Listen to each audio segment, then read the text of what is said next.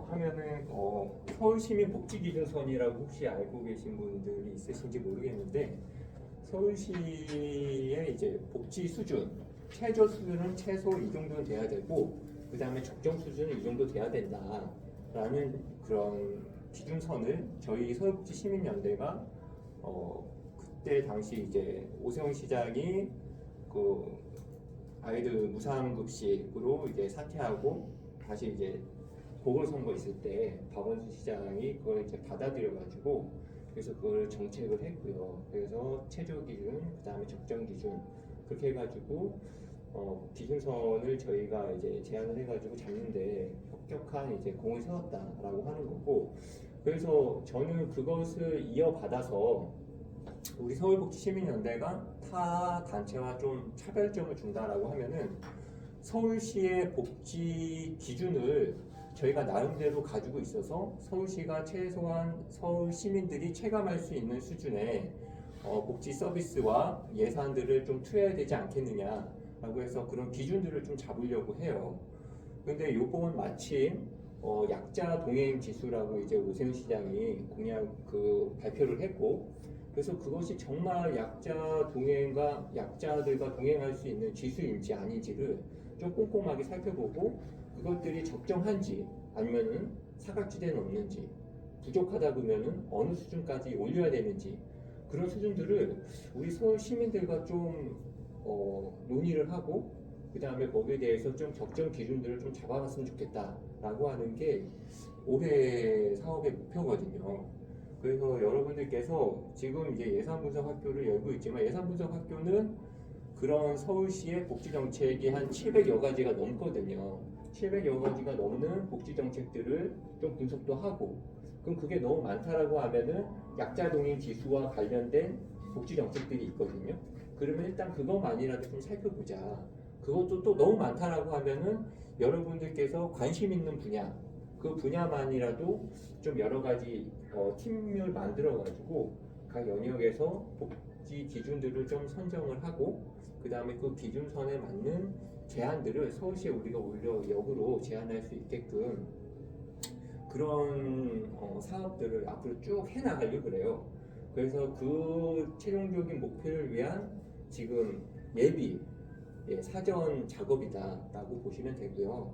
그래서 여러분께서 요거 예산 분석으로 해서 서울시의 복지 정책과 예산에 관심을 가지면 좋지만 그것을 좀 더 나아가서 서울시가 정말 제대로 된 복지 정책들을 실행하고 있는지 그리고 이게 적정한지 그런 것들에 대해서 좀 점검을 했으면 좋겠다라고 하는 게 최종 목표니까 여러분들께서 좀 더 넓은 마음과 좀 높은 시야를 가지고 서울시 복지 정책들을 좀 이렇게 평면도에서 좀 투시했으면은 여러분들 개인한테도 굉장히 좋을 것 같고 우리 서울 시민들한테도 굉장히 좋지 않을까 싶습니다.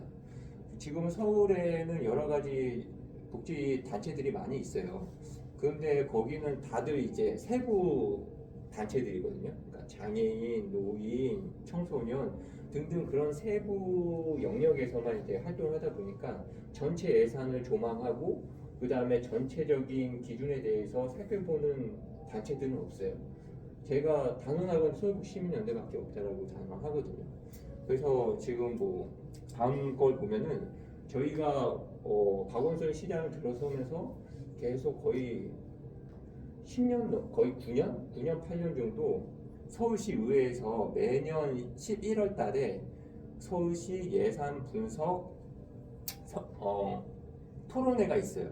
그래서 거기에 저희 시민의 이제 몫으로 해가지고 서울복시민연대가 계속 참여했었고, 저도 서울시의 복지 예산이 지금 뭐 18조 정도 되는데 그것을 이제 분석하고 발제하는 거로 계속 이제 참여도 했고, 결산 같은 경우는 토론자로도 참여하고 있고, 지금 현재는 서울시청에서 그 시민들의 의견을 듣는 그리고 서울시 복지 정책에 대해서 시민의 눈으로 좀 다음 내년 25년도 예산이 어땠으면 좋겠다라는 의견을 듣거든요. 거기에 이제 제가 코디네이터로 이제 참여를 하고 있고, 그 참여하시는 분은 그 서울시에서 지금 참여 예산제를 운영하고 있잖아요. 거기에 지금 활동하고 있는 분들 중에서 좀 이렇게 내년도 예산이 어떻게 됐으면 좋겠다라는 의견을 내고자 하시는 분들을 이제 또 선발을 해가지고 그분들만 한 8명 아니면 10명 정도 이렇게 모아가지고 제가 이렇게 예산 분석이라든지 보는 시각이라든지 어떻게 했으면 좋겠는지 그분들이 또 작성하면은 거기에 대해서 또 첨삭을 하고 그런 역할들을 지금도 계속 활동하고 있다라고 하는 겁니다. 그래서 좀 간단하게 살펴보고요. 실제로 제가 예산을 어떻게 분석하는지, 그 다음에 어떻게 작성을 하는지 그런 것들을 좀 여러분들과 공유를 하고자 합니다. 제가 저는 학부는 행정학과를 나왔고 이제 석사는 사회복지학과를 나왔는데 예산하고 재정하고는 저는 전혀 상관없어요. 여기 와가지고 이제 서울시 예산을 들여다보면서 작성하게 되고 그러면서 발제자로 들어가고 토론자로 들어가는데 그러니까 전문적인 지식이 없어도 된다라고 하는 겁니다. 오히려 저보다 여러분들이 각자 현장에서 저보다 훨씬 더 깊고 오랫동안 일들을 하셨기 때문에 저보다 훨씬 전문가라고 할 수 있다고 저는 생각을 하거든요.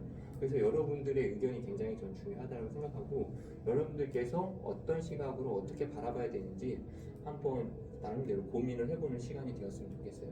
예. 저한테 한번 빙의를 해가지고 저는 이렇게 보는데 나 같으면 이렇게 보겠다라고 하셔도 되고요. 그래서 제가 또 발표하는 거에서 여러분들이 더 좋은 방법으로 발전시켜 나가면 좋을 것 같습니다. 그래서 이제 예산 보는 이유가 우리 세금이기 때문에 그리고 공무원들의 한계는 계속 전례답습으로 이전에 했던 거 거기서 크게 벗어나지 않잖아요. 그렇기 때문에 정책들이 크게 변화하거나 그런 것들이 없어요.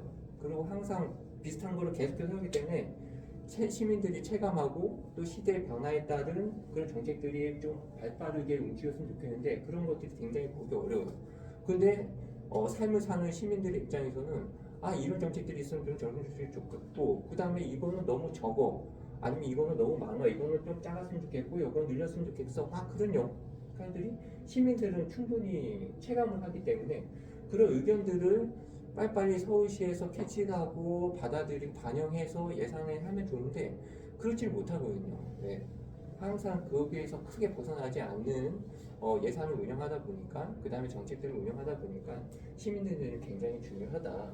그래서 여러분들께서 평소에 생각하시면서 각자의 영역에서 활동하시면서 이 부에서는 이랬으면 좋겠는데 이런 것들에 대해서 서울시가 왜 안 그럴까 그런 의견들을 계속 가지고 계시고 의문을 품고 계셨다면은 그런 것들을 어떻게 녹여서 발표를 할 것인가 서울시에 제안을 할 것인가 그런 것들을 여러분들께서 좀 생각해 주는 시간이었으면 좋겠다는 겁니다.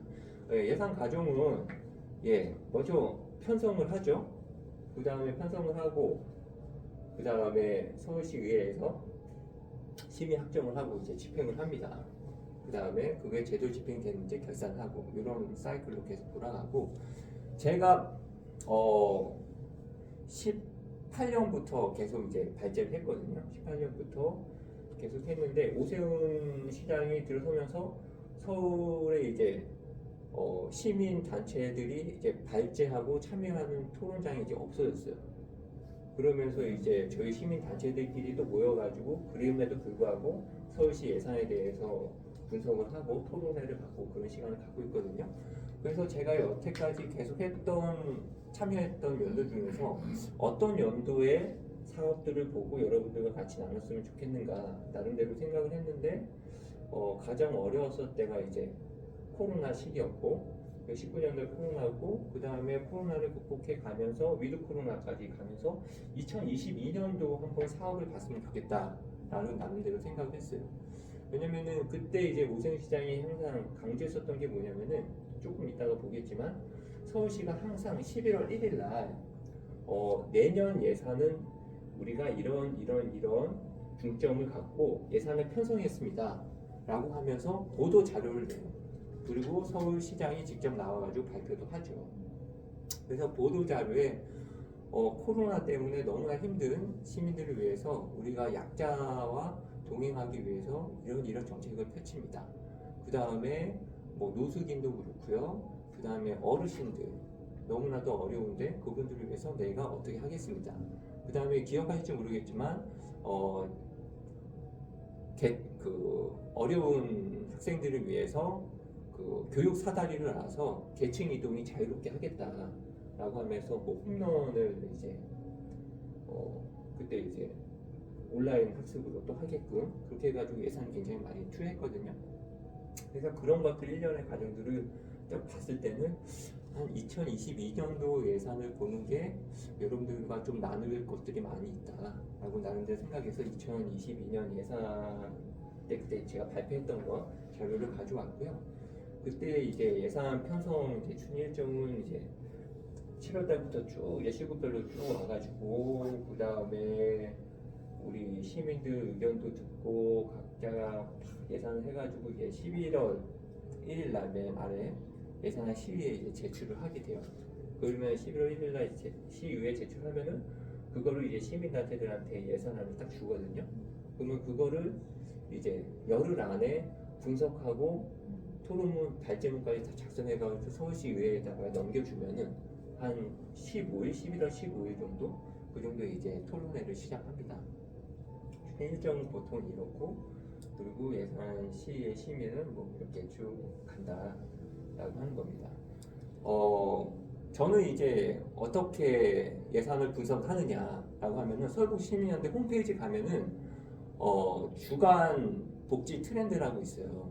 그래서 일주일 단위로 복지 관련된 뉴스들을 계속 모니터링합니다. 이번 주에는 어떤 뉴스가 있었다라는 것들을 저희가 계속 모니터링을 해요. 이렇게.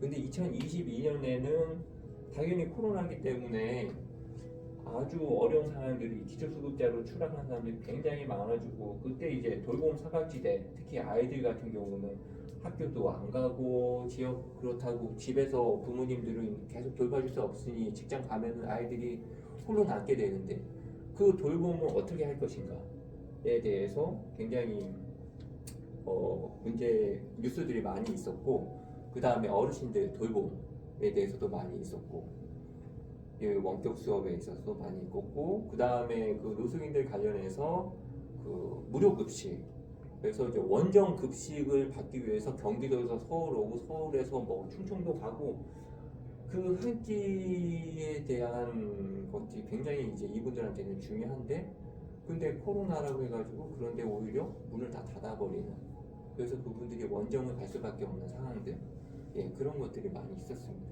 그런 뉴스들이 1년 내내 쭉 됐어요. 그래서 그런 뉴스들에서 중첩적인 것들 아니면은 뉴스에 계속 나왔으니까 어쨌거나 이게 시급한 뉴스, 상황인 거잖아요. 그러면 이 시급한 상황들을 서울시에서 얼마나 반영을 해가지고 예산을 편성했을까라고 나름대로 저는 이제 기준을 세우는 거죠. 그래서 서울시가 어떤 예산을 세웠을까 딱 보면 이제 보도 자료를 제가 서울시가 뿌린다고 했잖아요. 그래서 서울시가 보도 자료를 11월 1일 날 매번 뿌립니다. 이렇게. 근데 서울시 보도 자료가 어디 있느냐라고 하면은 이게 서울시 홈페이지에 가면요 이렇게 보도 자료 검색을 딱 해요. 그러면은 여기 홈에 보도 자료라고 바로 가기 있죠. 그래서 보도 자료 바로 가기를 합니다. 보도 자료 가가지고 여기다가 예산안을 한번 예산을 치면 됩니다. 예산을 치면은 요거 23년 그러니까 11월 1일이겠죠. 여기 딱 기자 설명이 딱 있죠. 예산 축소해서 약자와의 동행 약속 지킨다 이렇게 있어요. 근데 제가 말씀드린 거는 2022년이니까 21년 11월이겠죠? 요겁니다. 예산안 역대 최대 44조 원 재정 혁신에 민생 미래 투자하겠다라고 했어요. 그래서 그 자료를 보면은 어떤 내용이 있냐 이렇게 중간에 있는 거 네모칸에 있는 거는 헤드라인인 거죠. 최소한 요거에 대해서 내가 중점적으로 하겠다. 근데 여기서 이제 복지와 관련된 거 이게 가장 지금 큰 거거든요. 크게 한 게. 그래서 유치원 무상급식과 장기 전세주택 1인 가구 맞춤 지원 하겠다라는 거예요. 그러면 이제 사회 안전망 이제 강화라고 해가지고 4대 핵심 과제. 그럼 이게 뭘까라고 이렇게 쭉 밑으로 한번 보면은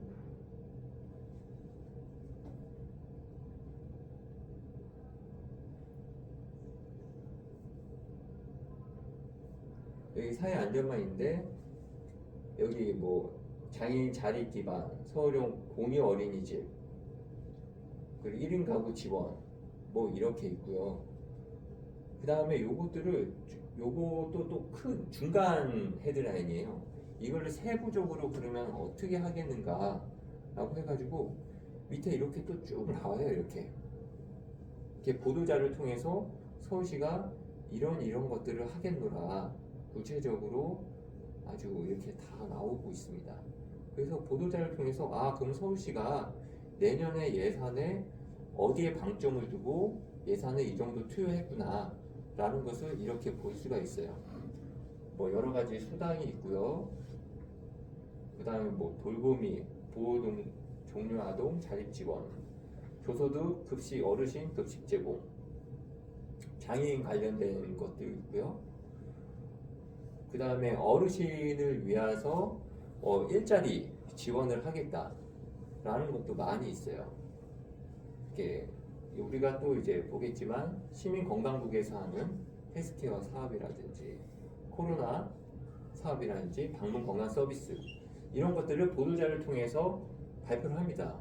그러면은 서울시가 이렇게 하겠다라는 건데 그럼 여기 보도자료에는 무엇이 있겠느냐 하면은 서울시가 자랑하고 그 다음에 전시하고자 하는 사업들을 이렇게 다 표시를 해 놓은 거예요.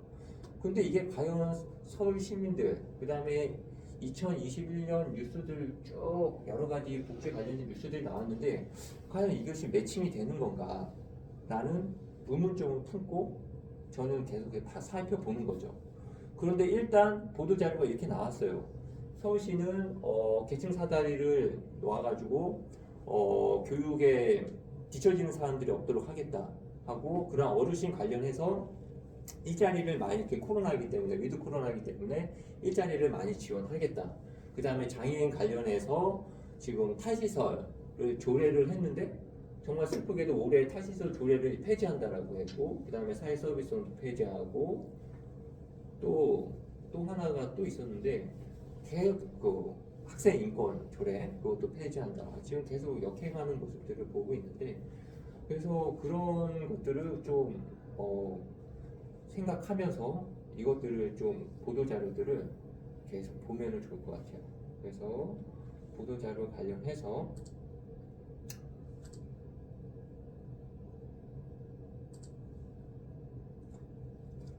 이렇게 보도자료는 그런 용도로 보면 되겠다. 되고요.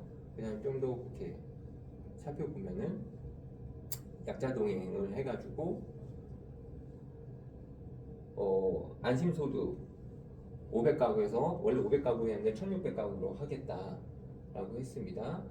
그 다음에 예산을 보면 계층이동 사다리 복원을 한다고 그러죠. 그 다음 사회적 약자에 대한 보호를 두텁게 하겠다라고 이렇게 보도자를 통해서 발표를 했습니다. 그래서 그러면 그것이 정말 예산에 제대로 반영됐는지 또 한번 살펴봐야 되겠죠. 말만 번지르하게 하는 거 아니냐 하면은 또 이제 2020년 예산안을 보면은 2020년 예산안이 몇 페이지일 것 같아요? 한 1800페이지가 넘어요. 네. 1800페이지가 넘는데 그러면 이 예산안 자료를 저희 같은 경우는 서울시 예산만 보기 때문에 지난 1강이라든지 2강 같은 경우는 중앙정부 관련된 자료 찾는 방법도 있었고 뭐 서울시 자료 찾는 방법도 알려주셨는데 저희는 서울시 예산과 관련된 거 그 다음에 자료와 관련된 거는 어디서 찾으면 되냐 막 여기저기 살펴볼 게 없어요. 어디만 가면 되냐 여기만 가면 돼요. 여기가 어디냐 예산 서울.go.kr 참여 예산 서울시 참여 예산 홈페이지를 검색을 하시면 됩니다. 여기서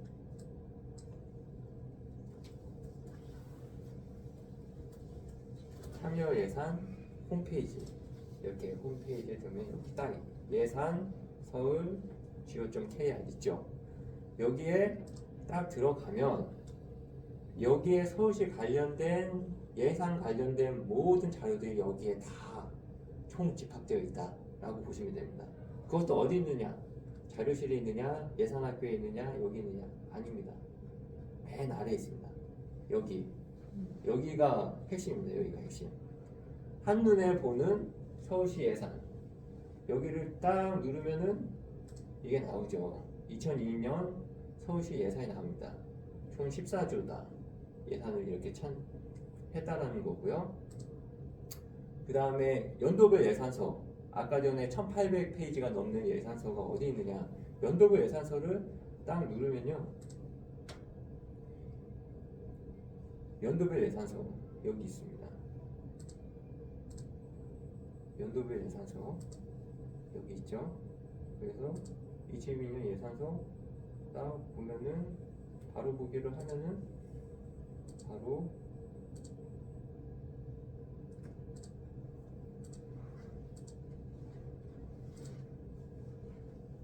이렇게 뜹니다. 그래서 여기 보면은 1826페이지 이렇게 되어 있어요. 그래서 여기를 보시면은 세입이 나오고 세출이 나오고 각 실구 단위로 예산이 어떻게 써있는지 이렇게 나옵니다. 형식이 나오고요. 그래서 예산 규모를 보면요. 21년 예산은 46조였어요.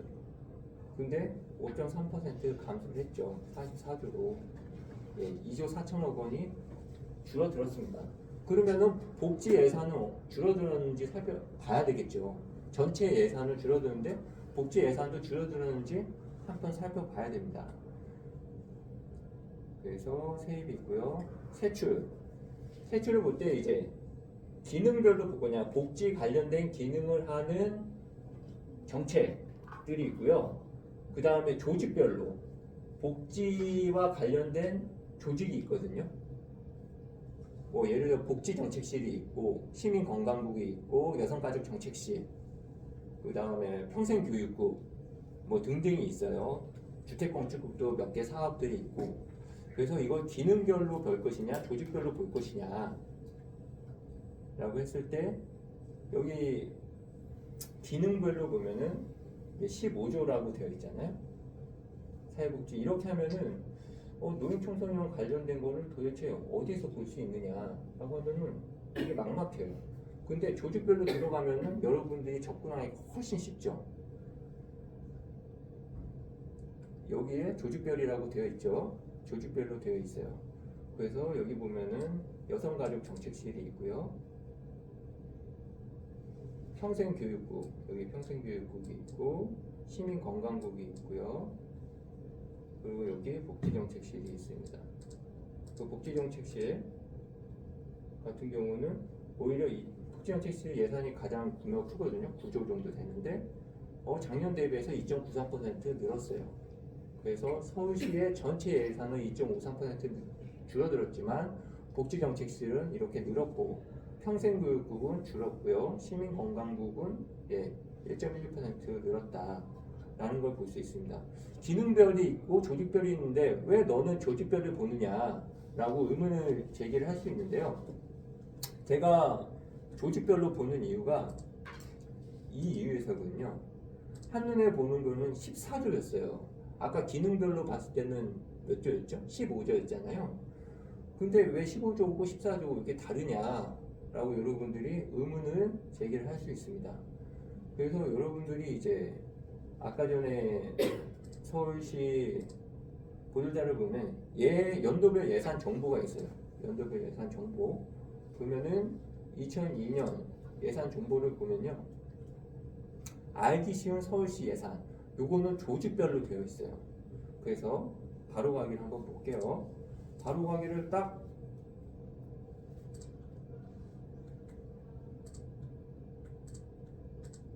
가면요. 이렇게 되어 있어요. 여기는 조직별로 서울시가 예산을 이렇게 아주 자세하게, 그 다음에 조금 알기 쉽게, 접근하기 쉽게 이렇게 표시를 해놨거든요. 그래서 이렇게 사회복지 관련돼서는 67페이지에 있다라고 하는 겁니다. 그러면은 여기에 여러 가지 뭐 재정 관련된 그 예산 편성 방향 그런 것들도 다 있어요. 그 다음에 성과 것도 있고 예산 편성 추진 뭐 이렇게 다 있는데 한번 67페이지로 가보도록 하겠습니다. 사회복지 예산해가지고 정책 방향부터 해가지고 쭉 있어요. 목표도 있고요. 여기 예산 이제 현황이 딱 있어요. 그런데 아까 본 것처럼 한눈에 보는 복지 해가지고 여기 14조 2208 나와 있는데 아까 전에 한눈에 본 거 이거랑 똑같죠. 네. 그래서 저 같은 경우는 조직별로 이렇게 봅니다. 그래서 조직이 어떻게 되어 있느냐, 1인 가구 특별대책 추진단에 요 관련된 사업이, 복지 관련된 사업이 두 가지가 있고요. 여성가족정책실에 여러 가지 정책 이런 것들이 있고, 복지정책실에서 이런 것들이 있고, 그 다음에 도시교통, 행정부, 시민건강국, 평생교육국, 주택정책실 이렇게 있다. 그래서 여러분들이 시민건강국의 사업을 예산 설명서를 보면 되는 거거든요. 네. 그래서 덩어리가 복지정책실이 가장 크고, 그 다음에 여성가족정책실, 시민건강국, 평생교육국 이렇게가 가장 크고요. 네 가지가 실국 가장 크다. 그 다음 주택정책실이랑 행정국, 도시교통실, 1인 가구 특별대책단은 사업수가 굉장히 적기 때문에 예산은 별로 안 된다. 그래서 여러분들은 조직별로 보면, 저 같은 경우는 조직별로 이렇게 사업들을 조망을 하고 있습니다.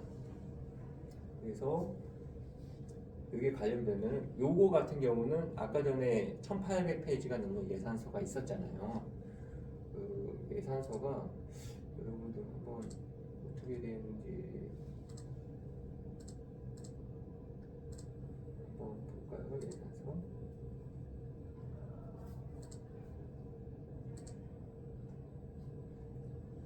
예산서가 있고, 예산서가 이런 식으로 이렇게 생겼어요. 이렇게. 요거는 그냥 간략하게만 여러분들이 사업명하고요. 그 다음에 예산의 증감, 그 다음에 과목, 내역 이런 것들을 대충만 볼 수 있게끔 되어 있거든요. 예, 일단 이렇게 봤다. 아주 중요한 거는 여기 서울시 참여예산 홈페이지 가면은 여러분들이 보고 싶은 것들을 한눈에 다 볼 수 있어요. 다 찾을 수 있고. 그래서 여기저기 막 돌아다닐 필요가 없다라고 하는 겁니다.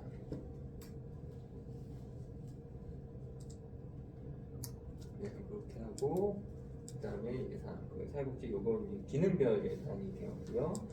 그 다음에 그래서 저희는 계속 서울시 예산을 팔로우 해왔기 때문에, 그래서 2018년도 예산부터 해가지고 2021년 예산이 계속 얼마나 증감했는지, 17년 대비 18년 예산은 11.8% 증감했고 계속 증가했는데, 21년 대비 21년 예산안을 보면은 마이너스 5.18%다.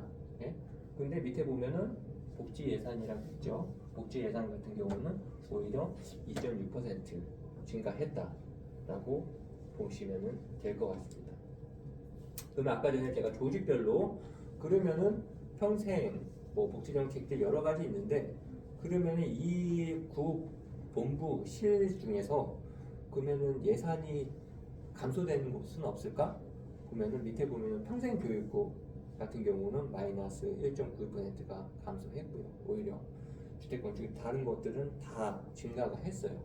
그럼 보면은 서울시가 복지에 꽤 관심을 두고 그 다음에 나름대로 배려를 했네 라고 볼 수가 있어요. 근데 정말 그러한지 세부 사업들을 또 살펴봐야 되겠죠. 요거는 국실 본부만 예산 내고 실질적으로 시민들이 직접적으로 공급받는 직접 서비스 같은 경우는 정말 예산이 증가했는지 안 했는지를 여러분들이 정말 살펴봐야 됩니다. 요거는 아까 전에 말씀드린 연도별 사업이고, 그리고 보면은 이거 간단하게 이렇게 복지정책실 부서가 있고요, 정책이 있고 단위가 있고, 그 다음에 요 밑에 사업명이 있어요. 세부 사업이죠. 세부 사업에 예산 증가함이 있고, 그 다음에 과목 내용들이 있다라고 합니다. 그런데 가장 중요한 거는 그러면 전에 가사 간병 방문관리사 지원 사업이 과연 무슨 사업이냐? 예산을 목표가 뭐고 효과가 뭐고, 지난 5년 동안 예산을 추이가 어떻게 됐고, 그 다음에 불용액이 얼마고, 그 다음에 그 사업을 신청할 수 있는 시민들의 기준은 무엇인가, 그런 등등에 대해서 실제로 여러분들이 가장 그게 궁금하실 것 같아요. 저 같은 경우는 그게 가장 궁금하거든요. 1호 예산 연도별 예산서만 보고서는 이 사업이 도대체 무슨 사업인지 알 수가 없어요. 그런데 이 사업이 무슨 사업인지 알 수 있는 방법이 아까 전에 제가 말씀드린 참여예산 홈페이지에 있어요. 그게 어디 있느냐, 바로 오른쪽 맨 아래 서울 위키라고 있죠. 여러분들이 아무리 검색창에 서울 위키 쳐봐도 서울 위키 안 나와요.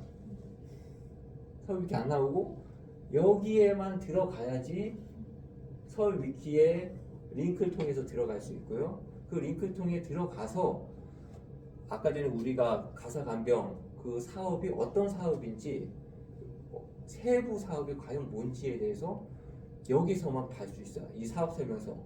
사업 설명서가 어떻게 되어 있냐? 이렇게 되어 있어요.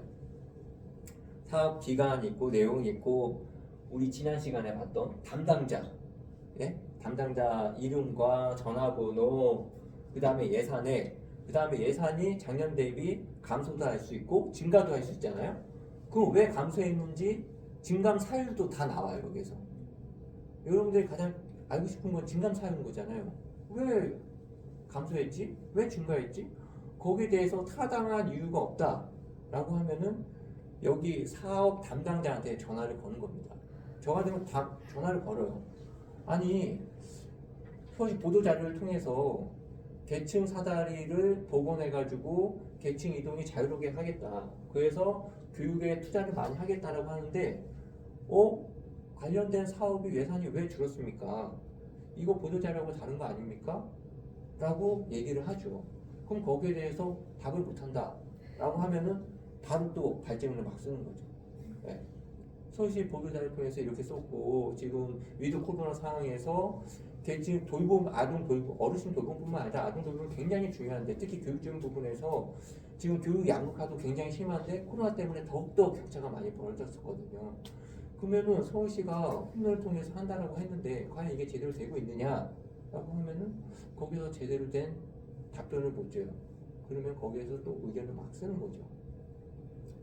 아까 봤듯이 뉴스 트렌드를 통해서 1년에 관련 동안 계속 이런 교육에 대해서 사다리가 붕괴되고 교육 현장이 붕괴되고 했는데, 서울시가 거기서 보완한다고 그러는데 오늘 수련 거부제반한 거 아니야? 라고 저희가 문제 제기를 할 수 있는 거죠. 이 사업 설명서가 어디 있느냐? 아까 참여예산의 서울 위키, 서울 위키에서 관련된 아까 예산서의 그 세부 사업명 있잖아요. 그거를 그대로 복사해가지고 넣기 하면은 거기서 바로 이 사업 설명서가 나옵니다. 근데 사업 설명서가 또 다 나오느냐? 또 다 나오지가 않아요. 근데 서울시민연대는 다 가지고 있다. 네. 그래서 여러분들이 궁금한 거 있으면은 서울시민연대 문의하면 됩니다. 그러면 관련된 사업 설명서를 저희가 친절히 공유해 드리도록 하겠습니다. 그래서 여러분들이 꼭 우리한테 전화 안 하더라도 서울 위키 들어가지고 사업 설명서를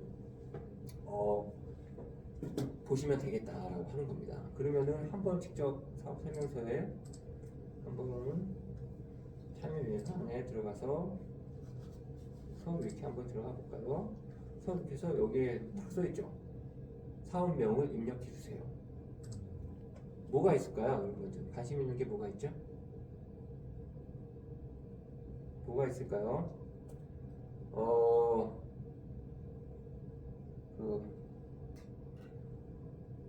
마을 지원. 네, 마을 지원 해볼까요? 마을 지원 없어.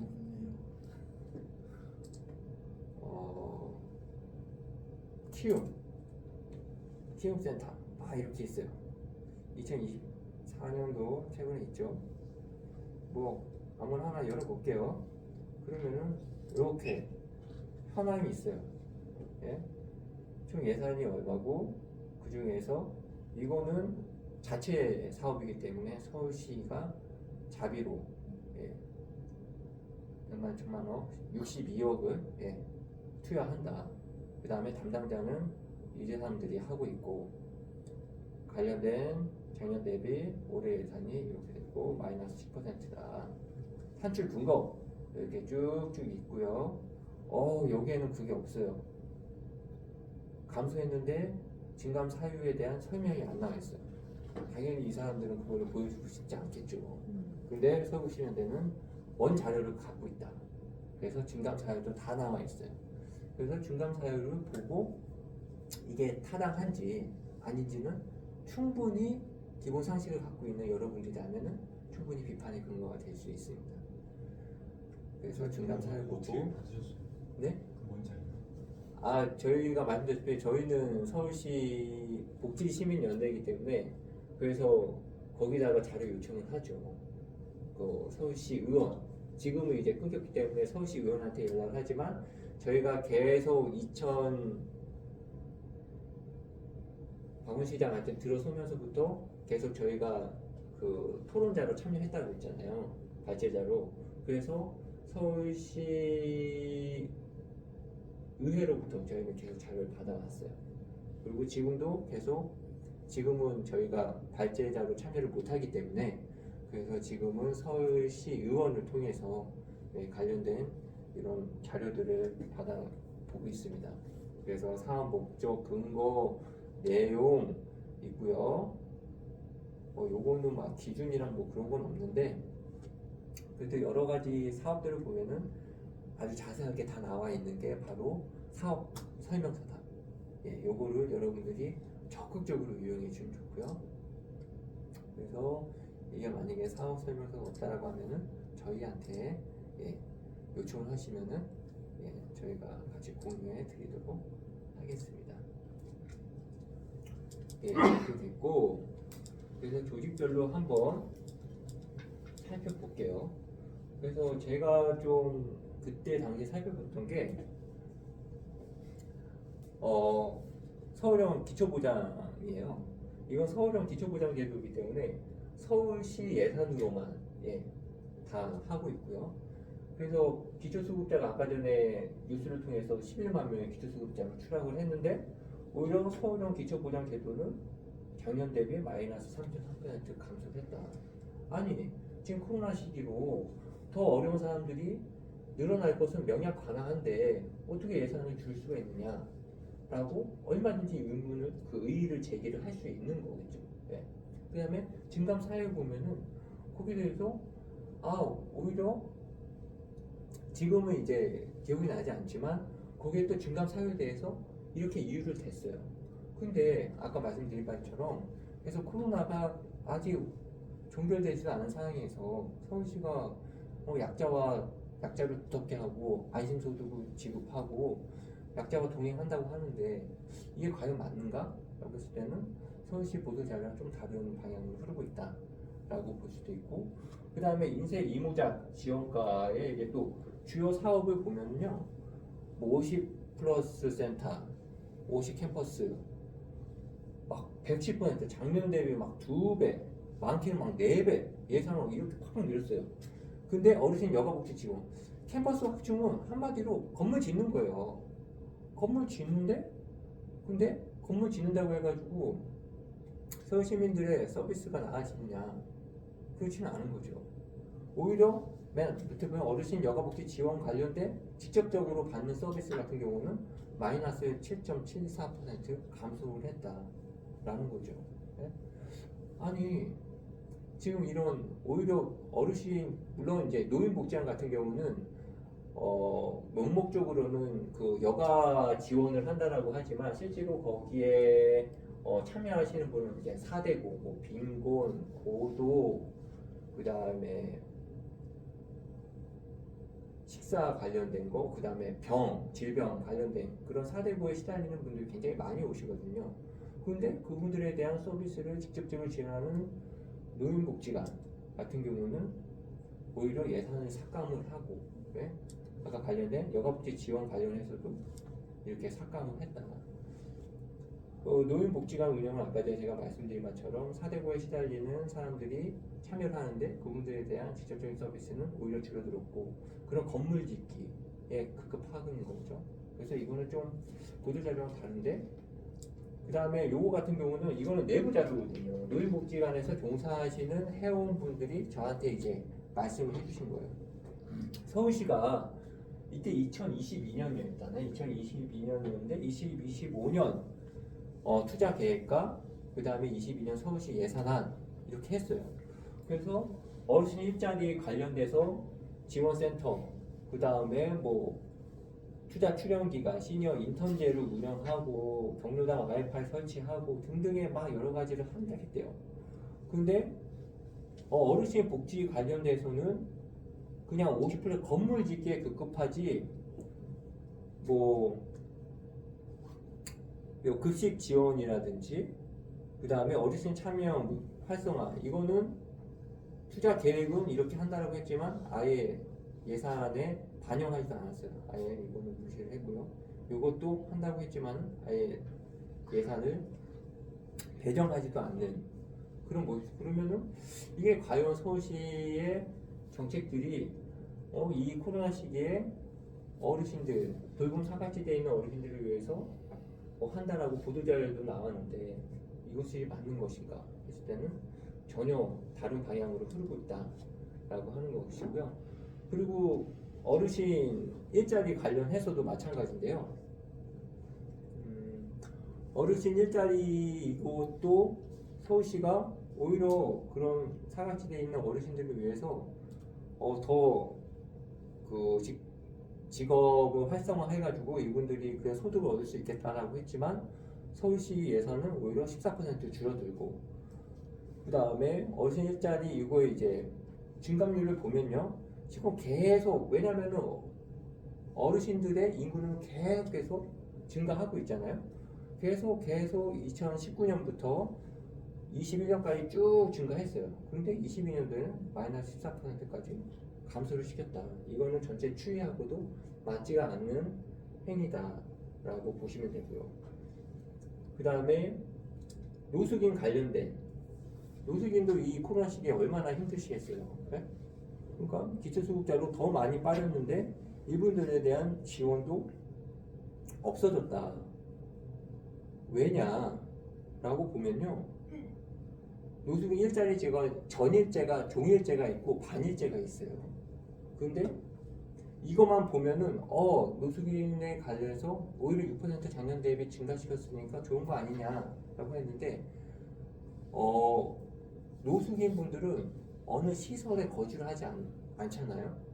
그런데 이 일자리 지원 사업 같은 경우는 거주 그 시설, 그러니까 노숙인 뭐 홀로석이라든지 거기에 등록되어 있는 분들, 그분들에 대해서는 일자리 매칭을 해주겠다고 하지만 실제로 일자리가 필요하신 거리 노숙인들에 대해서는 방관하고 있는 형태이기 때문에 이거는 실제로 이제 그 홈리스 센터에서 지금 근무하시는 분께서 예산만 봤을 때는 증가했지만 실제로 거리 노숙인에서는 이거는 오히려 시설에다가 가둬두려고 하는 꼼수에 불과한 거 아니냐라고 말씀을 하셨고요.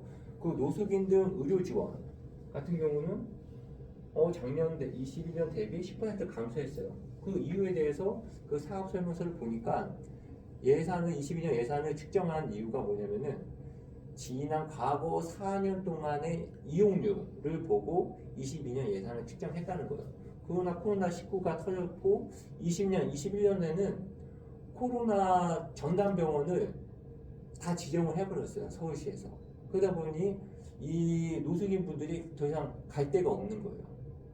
그러니까 이용률이 당연히 줄어들고, 그 다음에 코로나 때문에 더욱더 그 병원에 갈 수 없는 그런 상황으로 직면하다 보니까 이용률이 적어지니까 당연히 예산이 그 이용률이 줄어들었으니까 그 이용률 대비해서 예산을 편성한다라고 하니까 오히려 약자들은 더욱더 소외되고 줄어드는 현상을 볼 수가 있다라고 하는 겁니다. 그 다음에 장애인 관련돼서 어쨌거나 지금 탈시설 조례가 폐지되기 전까지는 서울시가 이거는 거의 뭐 유엔에서도 그 다음에 전국에서 최초로 이제 탈시설 조례를 만든 게 서울시거든요. 그래서 서울시가 굉장히 이거를 중점을 갖고 탈시설 지원을 하겠다라고 했어요. 그런데 서울시 복지정 그 전체가 이제 18조가 되고 복지정책실 같은 경우는 9조나 돼요. 근데 장애인 관련 부서의 예산이 얼마나 되냐라고 하면은 정말 복지 중에서도 조금밖에 안 되고 이 조금밖에 안 되는 장애인 부서의 예산이 대부분 또 어디에 쏠려 있느냐라고 보면은 거주시설에 다 집중되어 있는 거예요. 그래서 정말 거주시설에서 정말 어렵게 탈시를 해서 지역 주민들과 함께 생활하고 있는 장애인분들이 계시는데 그분들에 대한 지원을 그러면 얼마나 많이 하느냐. 서울시가 이렇게 조례까지 만들어 놓고 하는데 근데 실제로 살펴보면은 장애인 뭐 의료시설이라든지 바우처라든지 그런 것들에서는 완전 예산이 없는 거예요. 오히려 감소했거나. 그런데 오히려 거주시설의 예산이 그 없는 예산 가운데서도 거주시설로 계속 몰아주고 있는 상황인 거예요. 그래서 탈시설 하게 되면은 그분들의 거주부터 해가지고 또 먹고 이동하고 그런 것들에 대한 예산이 너무 많이 들거든요. 그런데 거기에 대해서 조례만 만들어놨지 실질적으로 이분들이 지역사회에서 일반 시민들과 같이 오래 살 수 있는 환경을 마련하느냐 그것은 완전 뒷전이고 오히려 시설 위주로 계속해서 예산을 투여하는 것을 볼 수가 있었다라고 하는 겁니다. 그 다음에 지역 거주시설에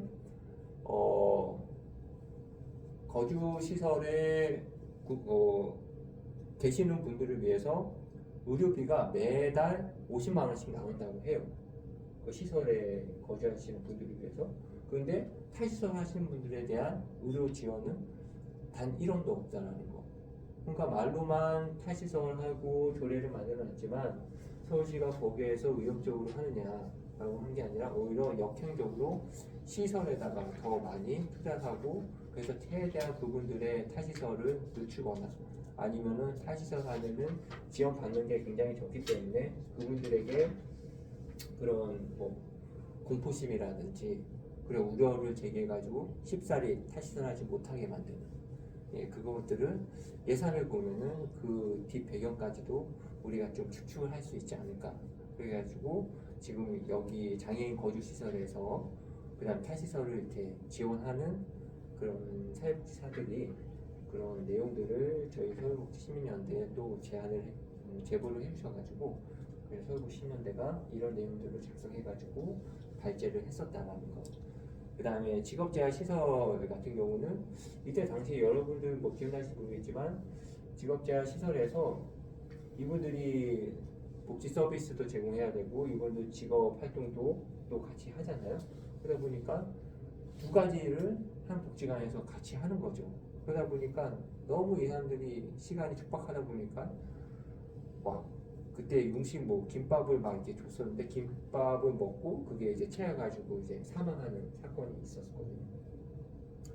근데 직업 재활시설 그 안내를 보면은 이분들 적정 직원 수가 있는데 서울시 같은 경우는 그 안내 지침서도 따르지 않는 우리 지금 부족한 부분이거든요. 근데 그 김밥 먹고 돌아가신 그 장애인분이 있던 시설 같은 경우는 직업재활 시설 같은 경우는 경기도에 있었어요. 그래서 그 사건 터지자마자 바로 그 종사자 한 명씩을 다 추가했거든요. 근데 서울시는 그런 사건이 있었음에도 불구하고 바로 지역에 있었음에도 불구하고 그거에 대해서 반면교사 삼지 못할 망정 안내 지침에 있는 적정 종사자의 수도 채우지 못하는 그런 서울시의 모습을 볼 수 있다라고 하는 겁니다. 그 다음에 평생교육부 아까 전에 계층 사다리 이용해가지고 계층 자유롭게 하겠다. 그러면은 그럼 계층 사다리를 이용할 수 있는 사람들은 그러면 학교 밖 청소년들은 계층 사다리를 이용할 수 없느냐? 학교 밖 청소년도 있고요. 비인가 대한교육기관 지원 여기 예산이 다 15%, 20%다 삭감됐어요. 이 삭감된 예산이 다 어디로 가느냐? 홈런 만드는데 다 투여된 거죠. 네. 그래서 학교 밖 청소년 같은 경우는 그나마 지원도 굉장히 적고 비인가 대한교육기관도 엄청나게 지금 지원자도 별로 없고 그 종사자들도 별로 없고 돌볼 아이들은 너무나도 많이 있는데 엎친 데 덮친 격으로 예산을 15%, 20% 깎았다. 아까 평생교육부 전체 예산은 마이너스 1.6%밖에 안 돼요. 그런데 세부 사업들을 보면은 이렇게 무지막지하게 깎은 예산들이 굉장히 많이, 사업들이 굉장히 많이 있다. 이것들은 직접 여러분들이 살펴보지 않고서는 그냥 전체 예산만 보면 절대로 알 수 없는, 그 다음에 여러분들이 종사하는 그 영역에서만 또 볼 수 있기 때문에 여러분들의 참여들이 굉장히 중요하다라고 보는 거고요. 아까 전에 이제 시민건강국에서 보라매 병원이라든지 그 주로 이제 사회적 약자들이 많이 이용하는 그런 지정 병원임에도 불구하고 마이너스 30% 감소했어요. 왜 감소했냐 또 보니까 여기 병원 같은 경우는 간병까지도 한꺼번에 다 해주는 병원이거든요. 그래서 노숙인들이 많이 이 병원에 가요. 왜냐하면 이분들은 간병에 사람들이 없기 때문에. 근데 이 30% 감소한 거를 보니까 간병이 그 간병까지 하는 그 사업에 대해서 예산을 다 삭감해 버린 거예요. 그래서 노숙인들 오갈 데 없는데 이것이 과연 약자와 동행하는 행태인가? 라고 봤을 때는 아니다. 겉만 번지르하게 보도자료를 살폈다라고 보는 거고요. 이때 코로나 상황이었어요. 그러면 여러분들도 아시겠지만 혹시 보건지소 가가지고 다들 한번 코로나 검사도 받아보시고 하셨을 거였어요. 네. 그런데 확증 지원이 마이너스 33%, 3분의 1이나 깎았어요. 서울 같은 경우는 보건지소의 비율이 전국은 평균이 12% 됐거든요. 근데 서울은 보건지소 비율이 병원 대비 0.7%밖에 안 돼요. 엄청나게 보건지소가 17배 나요. 전국 대비. 의원수 대비 공공보건기관 비율이 전국이 12.4%인데 서울시는 0.7%밖에 안 돼요. 그래서 매우 취약하거든요. 그래서 코로나 때 아주 혁혁한 그런 일들을 일어났던 게 보건지소인데 보건지소의 예산을 이렇게 33% 확 깎아버렸기 때문에 서울시가 과연 제대로 가고 있느냐 했을 때는 역행하고 있다라고 제가 판단을 했었던 겁니다. 이런 식으로 제가 발제문을 그때 작성을 했었고요. 그래서 이런 예산안부서 의견서 이제 작성을 했었던 게 저는 주로 이렇게 했었어요. 그래서 예산 무슨 뭐 복지정책실이 있고 시민건강국이 있고 6가지 정책실이 있는데 거기에 예산이 이렇게 있더라. 그런데 예산이 감소가 있다. 감소에 대해서 평가를 하는 거죠. 평가를 하고 평가의 근거에 대해서 예산을 근거로 되는 거죠. 그래서 근거를 토대로 해가지고 앞으로 서울시가 이렇게 해나갔으면 좋겠다라고 저 같은 경우는 그런 발제문을 작성해가지고 발제문 작성하는데 뭐 한 20페이지, 한 25페이지 그 정도 분량이 되는데 그런 식으로 이제 작성을 해가지고 저는 이제 발표를 해 나가는 거죠. 그러면서 제가 계속 한 4년 정도 발제를 계속 하다 보니까 어떤 생각이 드냐면은 발표를 하면서도 자괴감이 드는 게 서울시가 계속 보도자를 통해서 자기들 이렇게 했습니다. 어려운 가운데서도 이렇게 예산을 투여해가지고 서울 시민의 삶을 위해서 이렇게 노력하고 있습니다. 이렇게 보도를 해요. 근데 항상 발제문을 제가 작성할 때는 보도 자료에 따라서 긴가민가한 거에 대해서만 계속 작성하는 거예요. 거기에 따라서 제가 대응을 하는 거예요. 제가 딱 어느 정도 기준을 갖고 서울시가 이렇게 따르고 있는지, 기준을 적정 수준에 따르고 있는지 없는지 기준을 마련하지 못한 상태에서 서울시의 보도자료에 따라서 제가 따라가다 보니까 더 이상 이러면 안 되겠다. 서부시민연대가 기준을 갖고 서울시가 복지정책을 정말 적정하게 서울 시민들이 체감할 수 있을 정도의 예산을 편성해가지고 집행을 하고 있는지 그 기준을 갖고 있어야 되는데 기준 없이 계속 서울시가 뭐 예산을 얼마나 투여했네, 작년 대비 이만큼 예산이 증가했네, 그거에 계속 따라가다 보니까 그거는 의미가 없다 더 이상. 예. 그거는 그냥 발제를 위한 발제를 불과한 거지.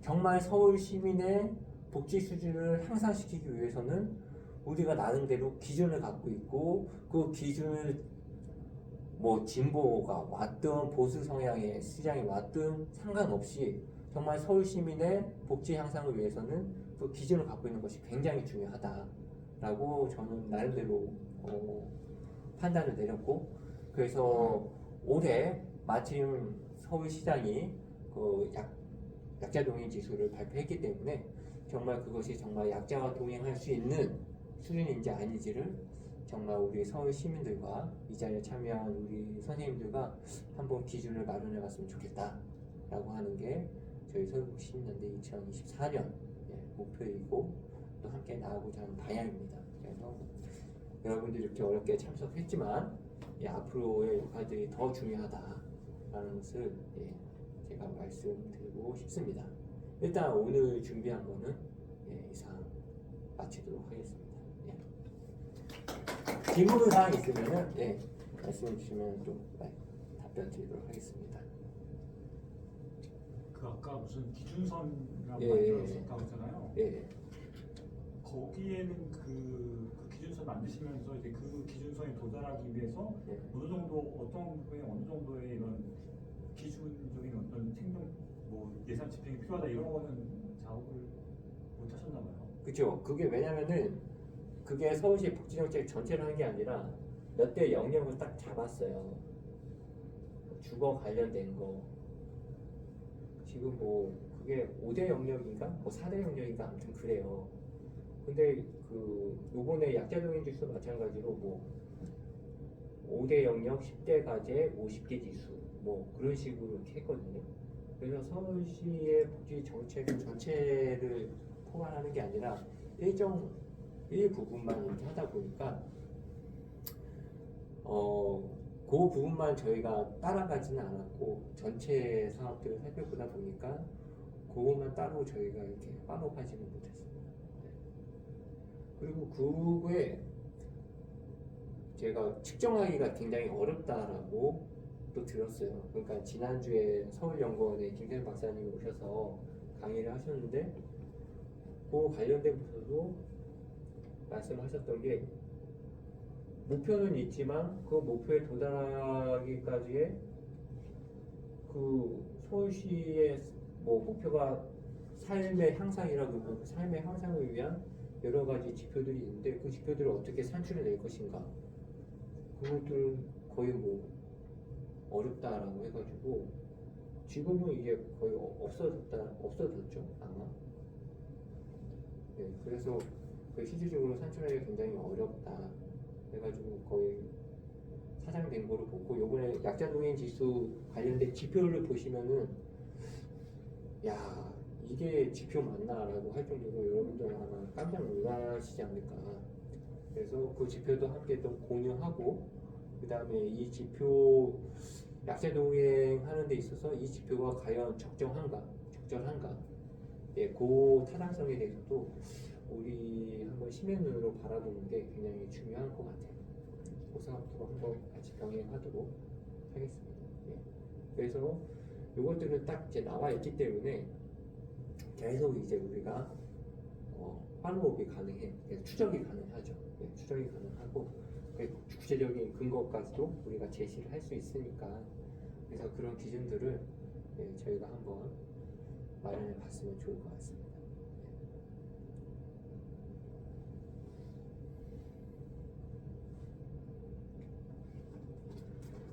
또 있을까요? 말씀 잘 들었습니다. 또 예산서 이렇게 요즘도 안 그런데 2, 3년 전에 좀 취미처럼 좀 예산서 이렇게 넘기다 보고 PDF도 안 받아가지고 했는데 사이트도 자주 안 보니까 근데 들어가면 헤매요. 들어가다 보니 어디 들어갔더라고. 그래서 참여 예산 홈페이지 들어가면은 여러분들 궁금하신 거 하여튼 서울시 관련된 예산 관련된 정보들은 거의 다 있다라고 보시면 되니까 하여튼 거기를 적극적으로 참여를 살펴보시면 의원님들하고는 이렇게 좀 필요한 자료는 서울시 의원님 통해서 지금 현재는 그러고 있어요. 시가 몇 년 전부터는 계속 자료를 블러트를 요구하는 하고 있더라고요. 그리고 요번에 또 이제 코디네이터로 참여를 하면 또 25년 예산 관련해가지고 주요 사업 해가지고 또 이렇게 또 자료가 내부 자료가 또 나오거든요. 그래서 그런 것들을 여러분들과 신속하게 또 공유를 할 수 있죠. 제가 제일 빨리 받아볼 수 있으니까.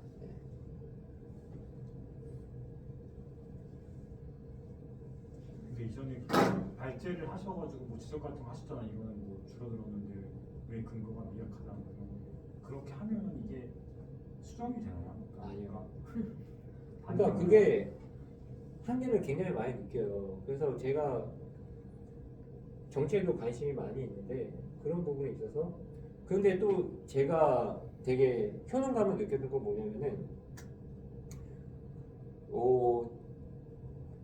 공식적으로 서울시의회에서 주최하는 그런 토론회가 있었고 그거 말고 또 시민단체들이 다른 공간에서 저희들끼리만 또 이렇게 토론회를 했었어요. 거기에 이제 참여 못한 그게 딱 발제자가 정해져 있기 때문에 그래서 발제자도 훨씬 많고 참여자도 더 많게 해가지고 했는데 거기에는 서울 그 박원시장 같은 경우는 공무원을 항상 거기에다가 파견을 했어요. 그래서 얘네들이 무슨 얘기를 하는지 항상 귀를 기울였단 말이에요. 그래서 제가 아직도 기억나는 거는 그 시민건강국에서 뭐 음식에 뭐 세계화 뭐 해가지고 하여튼 뭐 막 밀라노나 막 그런 데 가는 데가 있었어요. 그거랑 이렇게 해외 순방하는 거는 무슨 상관이 있느냐 해가지고 여러 개를 이렇게 지적을 했었거든요. 근데 그게 예산에 빠졌었어요. 그래서 야 이렇게 해도 되는구나. 저는 그때 효능감을 굉장히 많이 느꼈고 근데 실제로 이제 발제를 하고 나서 그것이 예산에 얼마나 반영됐느냐라고 하면은 이건 어디까지나 그냥 참고 자료예요. 서울 시민들이 예산에 대해서 어떻게 하는지 의원들이 참고 자료로서 참고만 하는 자료지 그것을 또 의원들이 이렇게 살펴보거나 라고 했을 때 그것도 모를 일인 거죠. 그냥 하나의 요식행위에 불과할 수도 있다. 그렇기 때문에 그것들이 실질적으로 반영되고 막 그렇진 않은 것 같아요. 그러니까 저희가 이렇게 발제를 하고 토론회 갖고 그 다음에 기자회견을 갖거든요. 그래서 서울시청 앞이나 아니면은 그 다음에 서울시청의 앞에서 갖고 근데 그것이 통과돼가지고 서울시의회를 갔잖아요. 그럼 서울시의회에서 이 부분만큼은 제동을 걸어야 된다. 라고 해서 또 서울시의회에서 또 막 하고 그렇게 해도 그것들이 실제로 반영되지는 않는 부분들이 굉장히 많이 있죠. 서울시의회 관련해서는 또 이제 전문위원으로 우리 이의로 선생님께서 근무를 하셨기 때문에 그 부분들은 또 많이 아실 것 같아요. 그래서 얼마나 또 의원들이 그런 시민들의 의견들을 반영하는지 어떤가요? 그 부분을 자르면 되니까 편집해가지고 올리는데 아무튼 그런 부분들은 실제로 이제 많지는 않은 것 같아요. 그래서 우리가 세력화를 해야 되는 것 같고 그 나름대로 기준을 갖고 있어서 그것들을 계속 저희는 보도 자료를 또 뿌리거든요. 서울시 출입 기자들한테. 근데 그게 또 이제 뉴스화 되지는 또 많지 않고 아무튼 네. 그런 상황입니다. 그럼에도 불구하고 어쨌거나 그런 목소리들을 계속 내는 게 네. 언제 또 반영될지 모르겠지만 또 네. 그런 시민들의 의견을 적극적으로 반영하는 또 시장이 나온다라고 하면은 네, 충분히 또 의미가 있고 네. 미리 또 그 기준을 준비하고 있다라는 네. 훨씬 좋을 것 같다라는 생각도 들고 그 다음에 또 2년 후에 또 지방선거가 있지 않습니까? 지방선거 때 복지 관련된 제안을 하는 거죠. 서울시민연대는 계속 뭐 지방선거 있을 때는 서울시장 후보들한테 이제 질의를 하거든요. 그래서 이런 뭐 서울시 예산 35% 책정을 할 것이냐, 예스 아니면 노, 아니면은 세모 뭐 그런 식으로 해가지고 계속 이렇게 봤는데 그런 식으로도 충분히 우리가 그 기준선을 활용을 할 수가 있어요. 그러면은 서울시의 복지 수준이 그래도 지금보다는 좀 더 나아지지 않을까 라는 기대도 갖고 있습니다.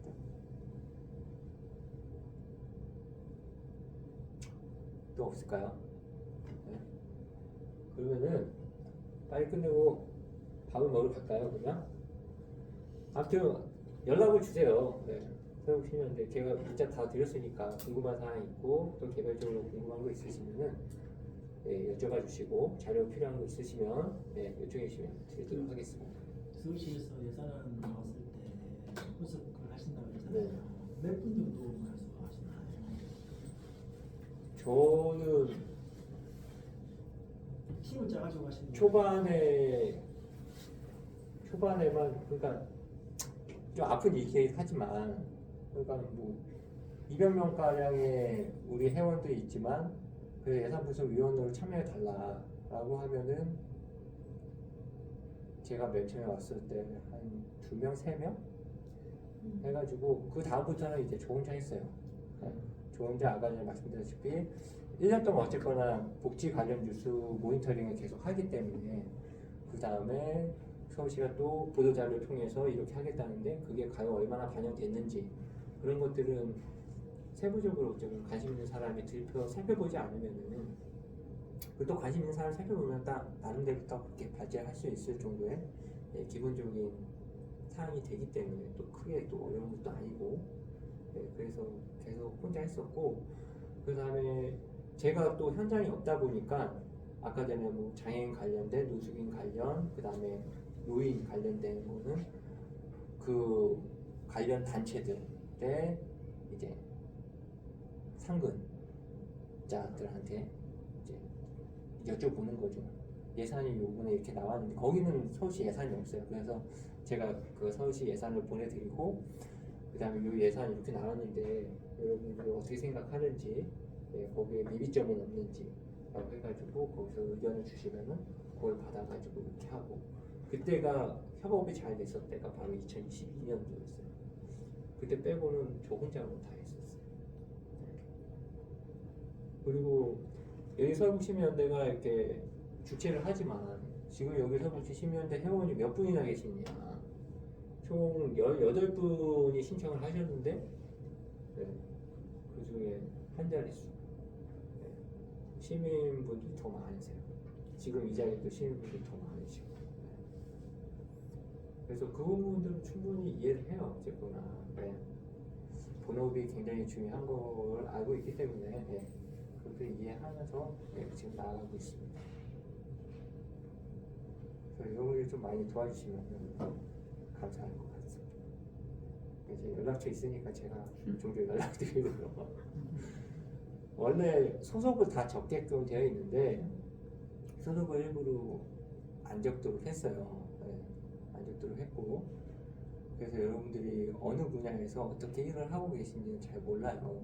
그래서 그 동행지수 5대 영역인가 4대 영역, 5대 영역인 것 같은데 5대 영역에 여러분들 관심 있는 영역에 각자 참여를 하셔가지고 그래서 우리 회원분들도 같이 좀 독려를 해가지고 그 영역에 참여해서 관련된 지표와 그 다음에 정책들에 대해서 좀 비판적인 시각으로 기준들을 세워나갔으면 좋겠습니다.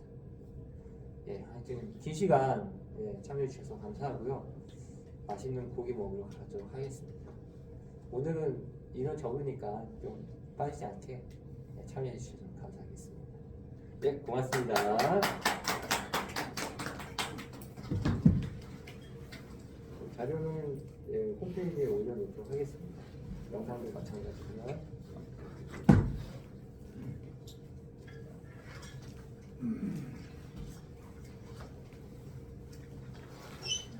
아 그리고 오늘 선생님 제가 성함을 선생님 성함이 어떻게 되세요?